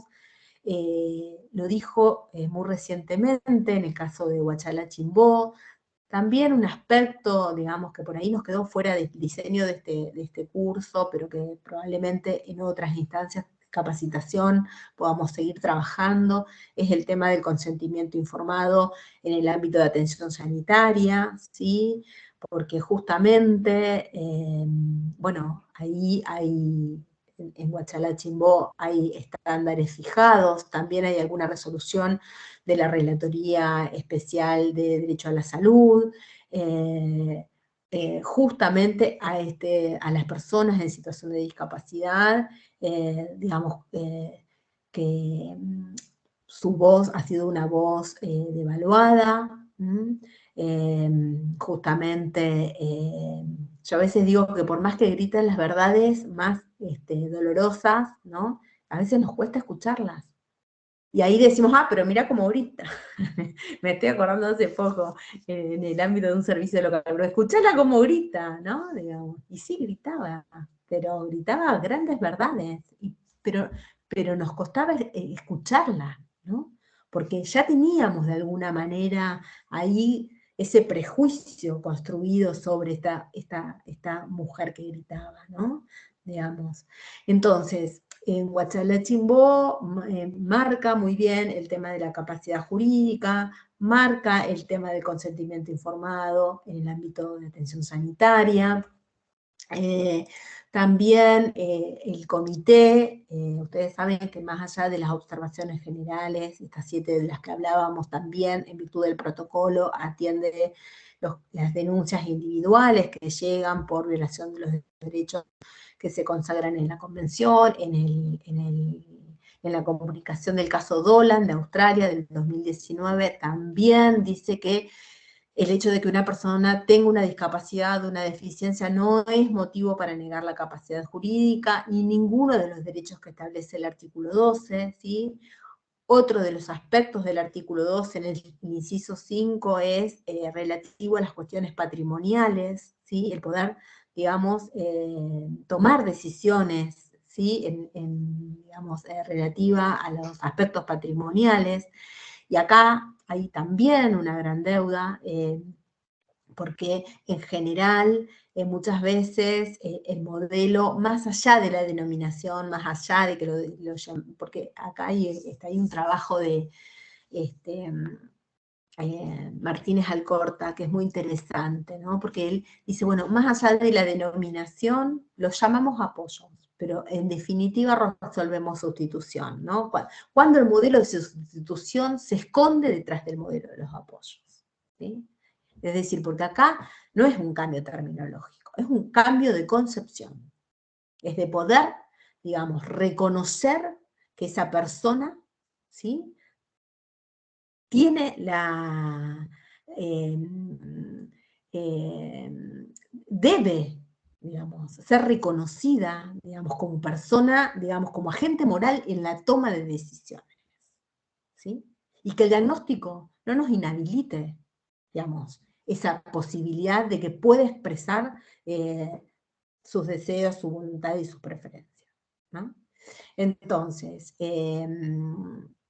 bueno, digo, cuando esconde, ¿no?, el modelo de apoyos, a veces esconde el modelo de sustitución, bueno, muchas veces lo vemos digamos, cuando el cobro de sus ingresos, y a veces no digo de grandes ingresos, ¿no?, digan de ingresos medios, mínimos, básicos, incluso pensiones asistenciales, pensiones no contributivas, ¿no?, pasan a la administración de terceras personas, ¿sí? Entonces, ¿qué posibilidades a veces de adoptar decisiones, ¿no?, si digamos, no dispongo de mis recursos económicos para la toma de decisiones? Y cuando el otro, ¿no?, empieza a ser el veedor de esas decisiones, ¿no?, de qué ropa me voy a comprar, de qué color, si es cara, si no es cara, ¿no? Y esto todavía se ve.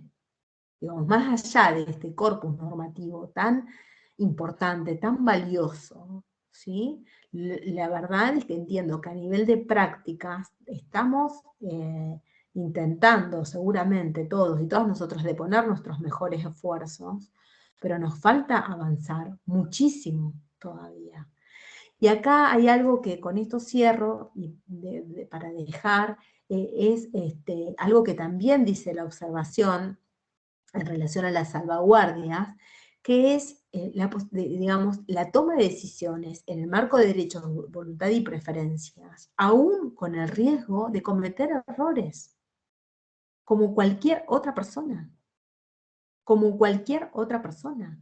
Y esto lo dice claramente en la observación. Y después el doctor Kraut y el doctor también Martínez Alcorta trabajan sobre este concepto, lo ha tomado la Suprema Corte de la Provincia de Buenos Aires en algunos de los fallos, es decir, el derecho a correr los riesgos, ¿sí? También, porque digo, en el proceso de toma de decisiones, también este proceso de toma de decisiones implica aciertos y errores, y con esos errores aprender para volver a tomar otras decisiones, ¿sí? Entonces, bueno,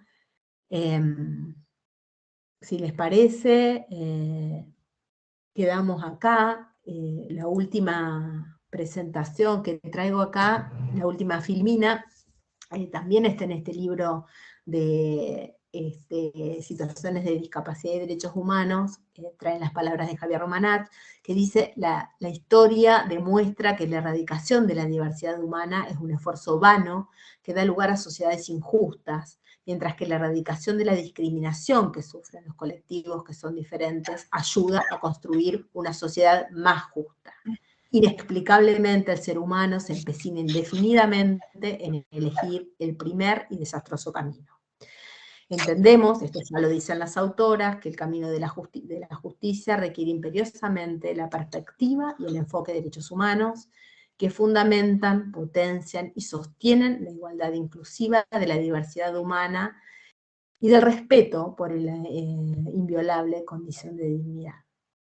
Así que, bueno, me parecía que era pertinente traerlos, ¿no? Y cerrar con esto. Tenemos, vuelvo, un corpus normativo en materia de discapacidad sumamente rico, digamos. Ahora está en cada uno de nosotros, de nosotras, que esas herramientas que tenemos las podamos tratar de llevar al ámbito de las prácticas, porque seguramente vamos a tratar de hacer lo que seguramente estudiamos todos y todas, ¿no? Hacer un poco de justicia, digamos, a reparar un poco de tanta injusticia que han vivido las personas en situación de discapacidad. Así que bueno, quedo abierta al diálogo. Bueno, Lore, te cuento que me quedé con algunas palabritas, ¿no? Esto de la situación, de la inclusión, de la dimensión social, de lo que significa un apoyo. Realmente siempre es tan lindo escucharte, y bueno, no solo yo lo digo, sino también en el chat hay palabras de halago de la doctora Marcela Pellegrini, de Sonia Sionsi, de María Virginia Arena, algunos comentarios de planteando alguna experiencia. Acá hay una pregunta de Nélida Mabel Méndez. De todos modos, es muy finito el límite, ya que a veces el apoyo se ve en situaciones difíciles, como por ejemplo, a ver, la persona con discapacidad quisiera tener hijos, ¿quién se haría cargo? Aclaro que en este caso el juez conocía que la persona con discapacidad vivía y vive en pareja, y no ejerció objeción de hecho, porque ambas visualizó, a ver, ¿querés abrirle, Camilo, el micrófono? Así lo explica, qué es la experiencia que quiere compartir la doctora con nosotros. Bueno, siguen los halagos, Lorena, no soy la única aplaudidora tuya, ¿eh? Mira, Bueno. Pueden habilitar está ya Miriam los Larrea micrófonos, si también. quieren. Ah, Pueden usar el icono de la manito para darle un marco de orden a las preguntas, pero ya pueden los asistentes habilitar los micrófonos. También Camilo, una asistencia importante, más de 80 y pico de personas conectadas, y bueno, innumerables mensajes de excelente, muchas gracias. Está también Miriam Larrea, integrante de la Comisión Provincial también, impecable Lorena. ¿Hay alguna pregunta? Yo no veo manitos levantadas, ¿vos ves alguna? Ahí ya tenemos abierto el micrófono de Nélida, que quería ampliar lo que había escrito en el chat. Nélida, ¿te escuchamos? Sí, buenas tardes. ¿Me escuchan bien? ¿Me escuchan? Perfecto, sí, sí. Bueno, perfecto. el tema es así, es muy viejo el juicio, por lo tanto, cuando inició era una incapacidad definida. Discúlpame, Nélida, perdón que te interrumpa. Decinos un poquitito, ¿vos integrás el Poder Judicial o sos una letrada de la matrícula? Letrada de la matrícula. Bien. Bueno, un gusto. Encantada. No sé si querés que siga hablando o no. No, sí. Ah, bueno. Lo que pasa es que para conocernos...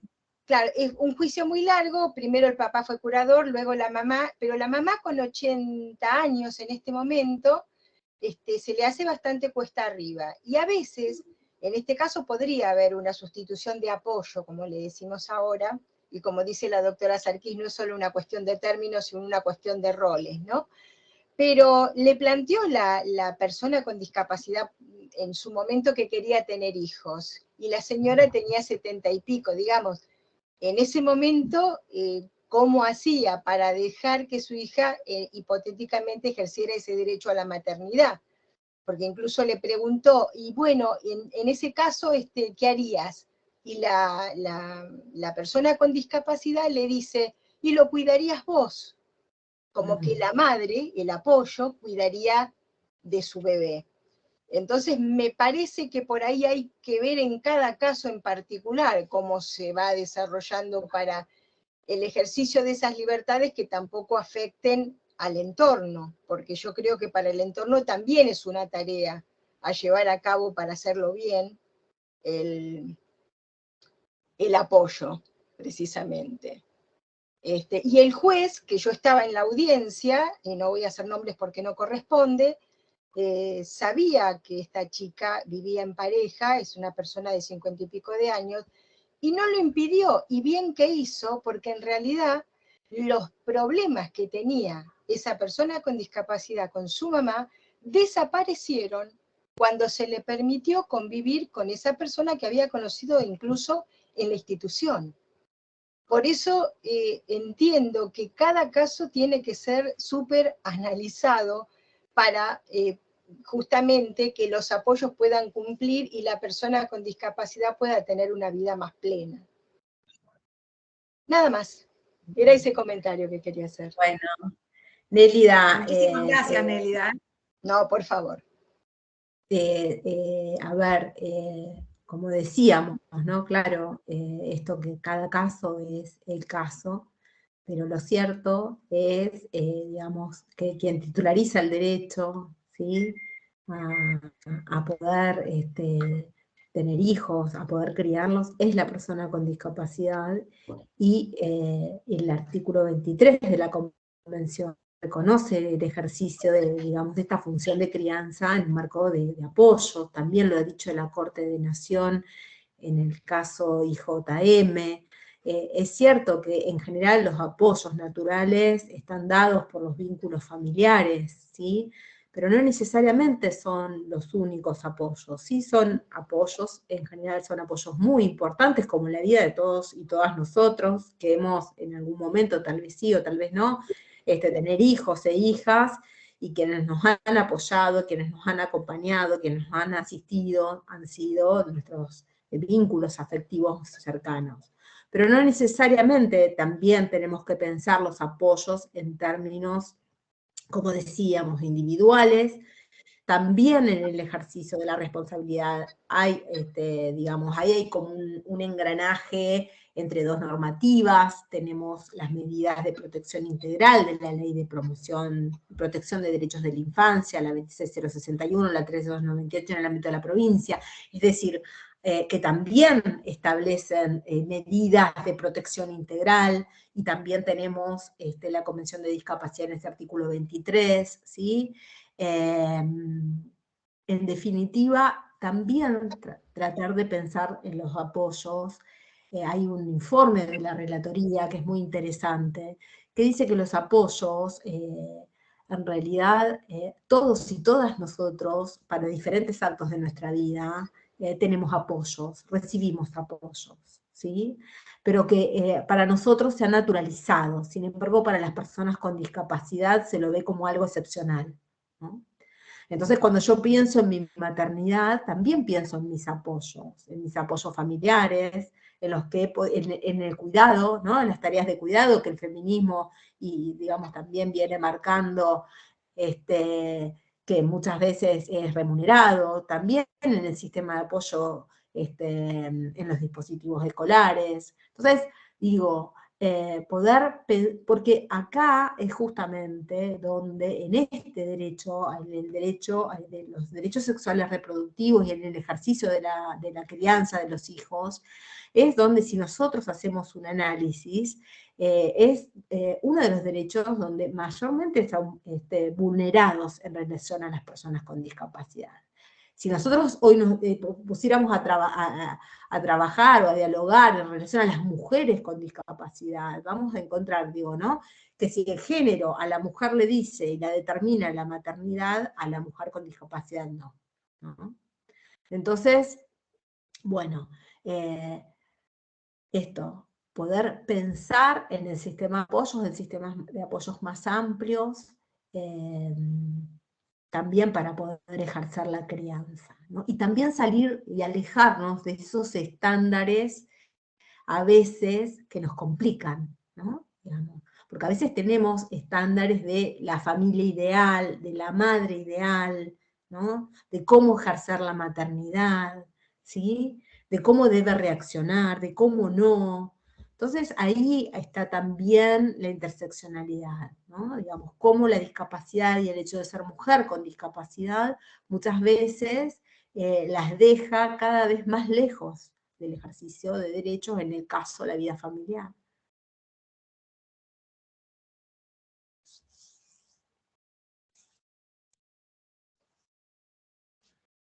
Sí, hay levantadas 2 manos. Y entre los asistentes está Sonia Sionsi, que no es abogada, pero que trabaja dentro del contexto de adolescentes en cuestiones de encierro. O sea que vos, desde a partir del momento que introduciste esa Guachara Chimbó y el tema del consentimiento informado, y esta también que habla en situaciones de encierro, vamos a generar otras charlas y hablar precisamente de esto, de consentimiento informado, de qué pasa con las cuestiones de encierro. Sí, también el artículo 19 de la Convención, por ahí dedicarle, ¿no? El artículo que habla de la vida independiente, qué ha dicho el comité en relación a la vida independiente, qué ha dicho de la institucionalización. Hay mucho, digamos, dicho, tanto por el comité como por las dos relatorías en relación a la institucionalización. Precisamente las personas con discapacidad es uno de los grupos que mayor segregación, encierro, confinamiento ha vivido, y esto lo dice claramente la observación de vida independiente, digamos, la observación general, creo que es la 5, que habla de vida independiente. Así que bueno, vamos por ahí anotando para otros encuentros. Bueno, hacemos 2 preguntas más porque son las 16:54. Dale. Había levantado la mano Alejandra, bueno, ahí la bajó. Claudia Spidalieri. Más que nada decir una sola cosa, si la bajé justo, Camilo, ¿qué tal?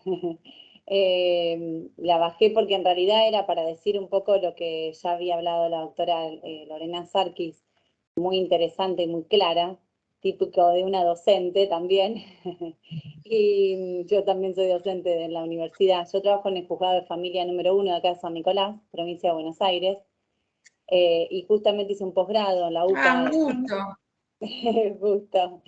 Hice un posgrado en la UCA de Derecho a Infancia, Adolescencia y Familia, y bueno, ahora estoy investigando para hacer mi monografía sobre los derechos sexuales y reproductivos de las mujeres con discapacidad, que justamente me resulta muy interesante, porque aparte en el juzgado yo soy proveyente de los expedientes de determinación de la capacidad jurídica y las internaciones. Y bueno, nos ha pasado que tenemos, bueno, un expediente que llevo yo, una chica que es de San Pedro, que bueno, ahora está embarazada de 5 meses, y en el caso de ella, por ejemplo, el equipo técnico la escuchó a la mamá, a ver cómo se iban a organizar cuando ella tenga su bebé. Ella está muy contenta, o sea, se la escuchó a ella a ver qué pensaba. Fue el asistente social a la casa para verla cómo está, habló con ella y con su mamá. Y bueno, es todo un dilema, digamos, que tenemos en el juzgado, obviamente hacer el seguimiento, y desde mi lugar, haciendo la monografía, la idea es hacer una guía para los operadores jurídicos, que vendríamos a hacer nosotros, cada uno, bueno, desde su lugar, que están acá, ¿no? Para estos casos, o sea, para poder saber qué hacer en cada caso. Justo este caso que yo llevo es un caso fácil, por así decirlo, porque bueno, tenemos un apoyo que justamente va a cumplir su rol, y es una chica que es joven, tiene 25 años y tiene un retraso mental de leve a moderado. Y ella, bueno, conoce el dinero, se maneja en colectivo, la mamá ahora le está enseñando bien a manejarse en colectivo, o sea, sería una patología tal vez que no es del todo discapacitante, por así decirlo. Entonces, sería una persona que no necesitaría tanto apoyo, porque bueno, ella solita va a saber manejarse también, ¿no? Pero creo que, haciendo una síntesis de esto, hay que ver cada caso, y que no todos los casos que nos llegan al juzgado son iguales, y los apoyos tampoco son los mismos, ¿no es cierto? Que yo creo que en un caso así, que no tuviéramos un familiar como apoyo, también se podría sustituir con la figura del curador, y con el juzgado haciendo su seguimiento durante los 9 meses y cuando nazca ese bebé, con el equipo técnico, ¿no es cierto? Siempre apoyándonos con el equipo técnico, con el psicólogo, psiquiatra y el asistente social, ¿no es cierto? Alejandra, me viene alguna cuestión en relación a esto que vos planteás.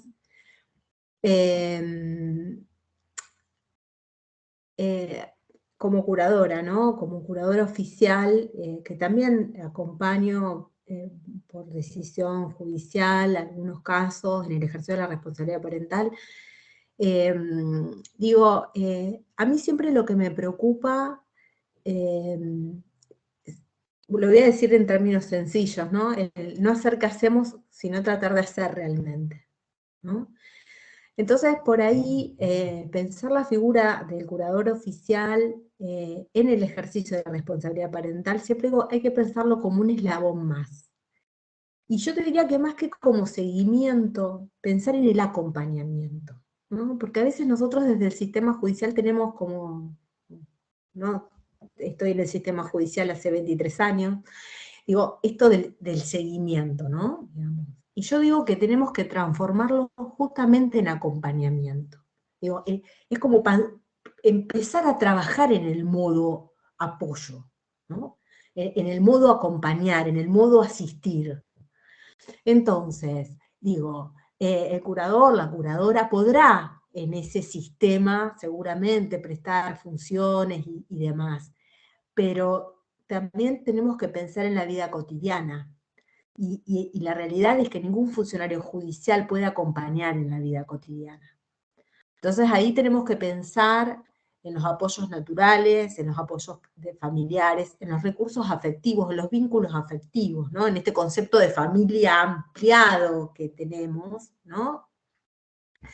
Y también pensar, yo digo, ahí tenemos que intersectar con el vector de las leyes de promoción y protección, ¿no? Porque, por ejemplo, el 35 de la 13298 nos da algunos elementos como para, digamos, de cuidadores, domiciliarios, digo, a ver, porque si no, vamos a, digamos, lo que no tenemos que hacer es pensar de alguna manera en lo unipersonal, ¿no? Digo, entonces, a ver, ¿quiénes están dentro de ese grupo familiar que pueden acompañar, que pueden asistir, que pueden orientar, ¿no? Porque en definitiva, como mujeres, todas la primera vez que quienes han tenido hijos, ellos nos tienen que orientar.